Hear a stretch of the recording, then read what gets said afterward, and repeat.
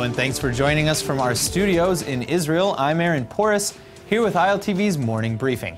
Rocket alarms followed by the sound of an explosion erupted over the weekend in southern Israel after a rocket was launched from Gaza at Israeli territory. The army has launched an immediate retaliation as usual, striking 2 Hamas military targets in the Strip. So far, no specific group has claimed responsibility for the rocket attack. Regardless, the IDF holds Hamas responsible for any and all projectiles that come out of the enclave. Though these rounds of rocket attacks and Israeli retaliations are almost habit by now, especially following Trump's controversial Jerusalem decision last December, Hamas apparently believes that there's a, quote, 95% chance that Israel will start a war mere days from now. The terror organization predicts that the war will coincide with a large IDF drill being conducted in southern Israel. Meanwhile, Ahed Tamimi, the Palestinian teenager who was arrested after being filmed slapping Israeli soldiers in apparent efforts to provoke them, remains in jail for nearly 2 months now. Protests have just erupted outside the prison where she's being held, but the teenager's case has already made her a global icon of Palestinian resistance. Case in point, Tamimi just turned 17 while sitting in prison, prompting support letters from nearly 700 American Jews, as well as a birthday cake. The accomplice in the Palestinian terror attack that ended with the murder of Rabbi Sheva last month has finally been arrested by IDF forces in West Bank raids overnight Saturday. Israeli security forces have been searching day and night for the 22-year-old Ahmad Nasser Jarar since he and the terror cell he allegedly leads shot and killed Rabbi Sheva as he was driving home to HAVAT GILAD on January 9th. Residents of the West Bank near Jenin reported a heavy military operation in search of Jarar, who was actually almost apprehended in several raids since the attack.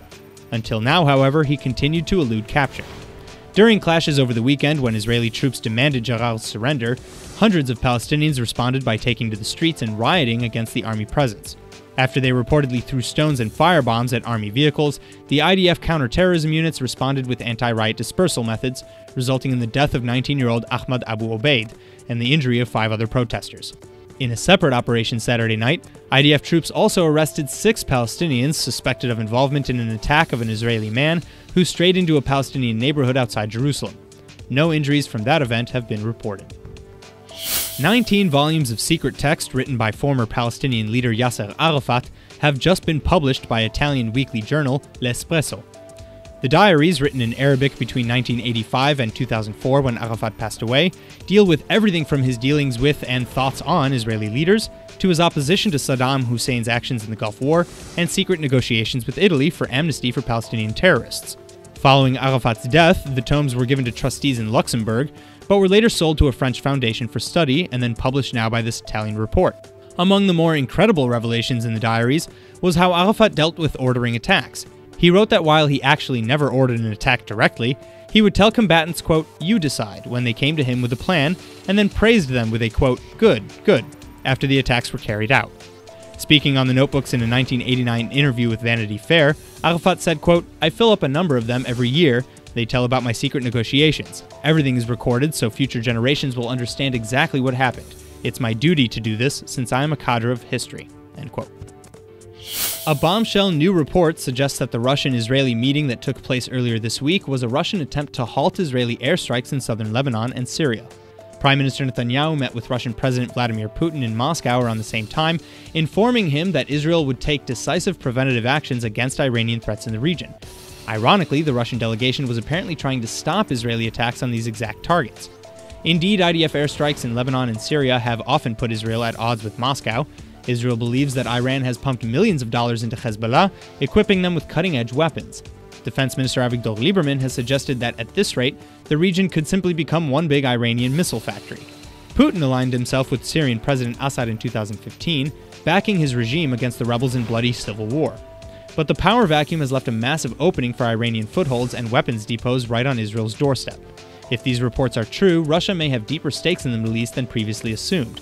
But Israel has already demonstrated time and time again that it will act to defend its security interests no matter what. Another shocking report has detailed the unseen depths of Israeli-Egyptian security cooperation. The New York Times claims that Israeli military forces have carried out more than 100 airstrikes in the Sinai Peninsula, coordinated with Egypt to help suppress the Islamic State insurgency in the region. Though Israel and Egypt have an open alliance and frequently collaborate on security, especially on the Gaza border, Egyptian President Sisi has kept these airstrikes classified, because diplomacy with Israel remains very unpopular among the majority of Egyptians. The collaboration allegedly began as far back as 2014.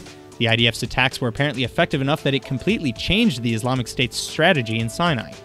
Originally, terrorists were targeting higher-profile targets such as the Russian charter jet incident in October of 2014, but they later switched to softer targets such as mosques and churches after Israeli airstrikes sent them on the run.